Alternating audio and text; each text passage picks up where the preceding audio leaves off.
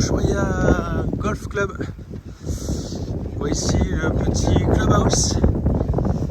Il n'est pas très grand, mais suffisant sans doute pour ce petit golf de 9 trous que je vais m'empresser de jouer parce que bientôt fermé. On va voir un petit peu la vue qu'on a depuis ce golf course. Ça a l'air quand même assez sympa. Donc je vais m'empresser d'aller régler mon green fee.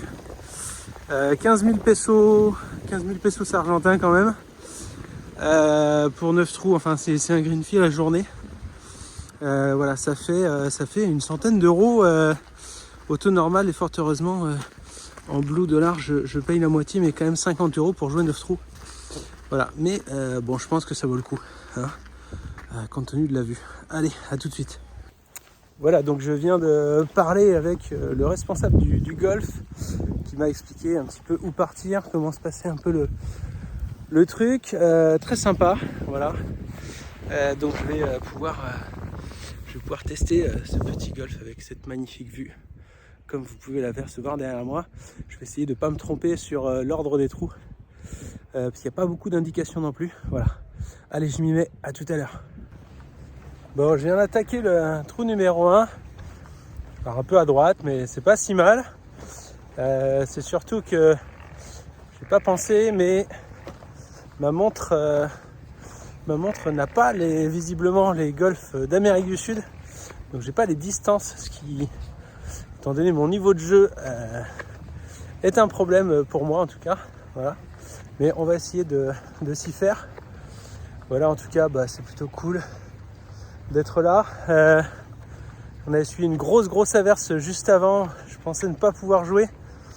Et j'aurais dû faire l'impasse sur ce golf d'Ushuaïa, le golf le plus austral du monde. Donc j'aurais été quand même bien déçu. Mais par chance, comme vous pouvez le voir maintenant, c'est un grand soleil avec de gros nuages quand même accrochés aux montagnes. Mais bon, c'est plutôt sympa. Voilà, je vais essayer de me régler. Et dans tous les cas, je suis sûr que je vais passer un super moment. Alors une particularité ici en terre de feu à Ushuaïa, c'est qu'il y a beaucoup de vent toute l'année. Là on est au début du printemps, puisqu'on est le 22 octobre. Ça souffle quand même pas mal. Voilà. Donc jouer de face, c'est pas forcément simple évidemment. Mais bon, il fait toujours beau. C'est plutôt sympa. Et autre particularité, c'est que on n'a pas du fairway vraiment partout tel qu'on le connaît en Europe, avec du gazon tondu ras comme on dit. Et là je joue un petit peu sur certains fairways dans les tourbières, hein, donc c'est un peu de la mousse, c'est très humide, on s'enfonce un tout petit peu, c'est de la mousse, donc forcément alors on a le droit de replacer sa balle, à ce que j'ai compris, sur ces parties du parcours. Voilà, mais du coup c'est assez original. Voilà, et là je vais essayer, après mon bogey sur le 1, sur le par 4, peut-être d'aller choper un par sur ce numéro 2, ce par 5. Voilà, donc ça c'est la tourbière dont je vous parle, dont je vous parlais tout à l'heure. Voilà, c'est très spongieux. C'est assez particulier à jouer. Alors je ne sais pas si c'est une particularité de Tierra del Fuego du golfe de Ushuaïa ou non, mais vous voyez les greens sont très petits. Hein, on a l'habitude, en France en tout cas, je connais pas bien les parcours en Europe, mais d'avoir des greens quand même beaucoup plus grands. Voilà, mais bon, ça permet de devoir travailler ses approches, hein, et pas aller trop loin. Voilà, alors une autre particularité des départs ici, encore une fois en terre de feu, je ne sais pas si c'est pareil partout en Amérique latine, ce sont les couleurs. Voilà, vous voyez derrière moi on a les jaunes, ça c'est les départs les plus proches. Moi je pars des blancs, voilà, qui sont juste là. Je pars des blancs et on a derrière les plus éloignés, je ne sais pas si on les voit bien, ce sont les bleus. Voilà. Donc les blancs, moi je suis index 25, donc tout ce qui est 25 et plus, on part des blancs. Et de 0 à 24, on part des bleus. Bon, j'aurais pu essayer les bleus, mais j'ai déjà pas mal de mal à me repérer un peu sur le parcours. Donc j'essaie de la jouer un peu plus facile. Voilà, toujours avec cette merveilleuse vue. Alors on voit ici, c'est un petit bout de camping sauvage avec quelques camping-cars dont le mien. Voilà, avec lequel je parcours donc pour le moment l'Argentine et puis plus globalement l'Amérique latine en télétravail et puis à la recherche de jolis spots de golf comme celui-ci. Puis vous l'entendez peut-être, je suis un petit peu essoufflé parce que je cours à moitié parce que derrière moi j'ai un groupe de 4 qui sont partis juste après moi et qui vont à une vitesse assez hallucinante, donc je vais essayer de ne pas les retarder.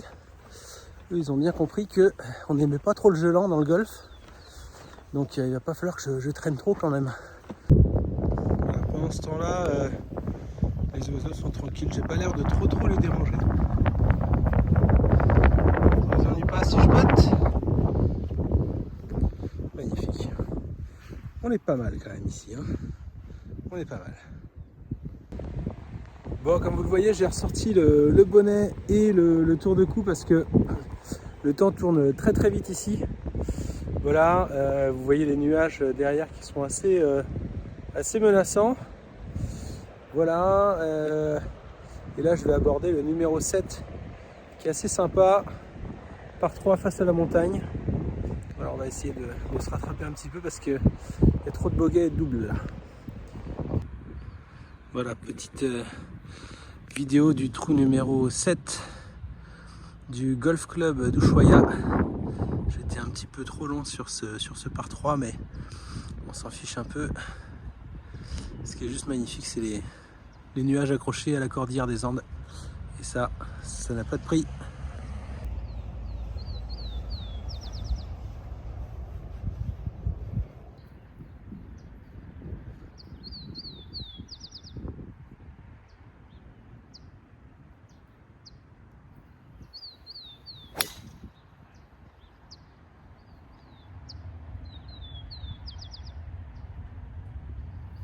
Je crois que c'est dans l'eau. On va en mettre une. On va en mettre une provisoire. On ne sait jamais. Je ne connais pas bien le parcours ici. Je ne connais pas du tout d'ailleurs.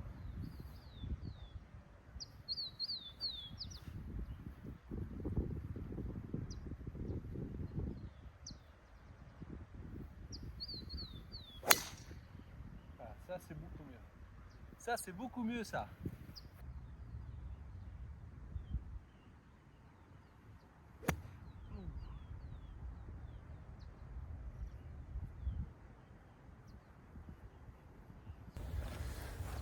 Bon alors évidemment c'est quand je me filme que je rate tout. Une balle dans l'eau. Un deuxième coup de fer 7 bien gratté. Mais c'est pas grave. On est là pour la vue, c'est ce qu'il faut se dire.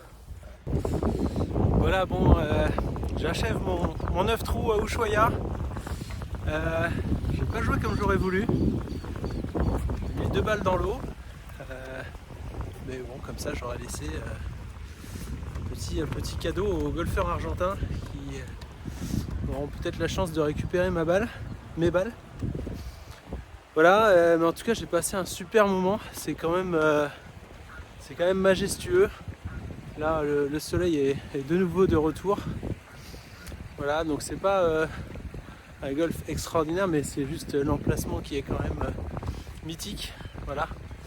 Donc j'ai hâte de pouvoir jouer d'autres parcours encore en Amérique du Sud, et donc notamment en Argentine et puis au Chili où je vais bientôt aller. Voilà, je vais aller récupérer visiblement un diplôme auprès du directeur du golf qui aime bien accueillir des touristes dans ce golf le plus austral du monde. Voilà, j'espère que j'aurai la chance de faire une petite photo avec lui.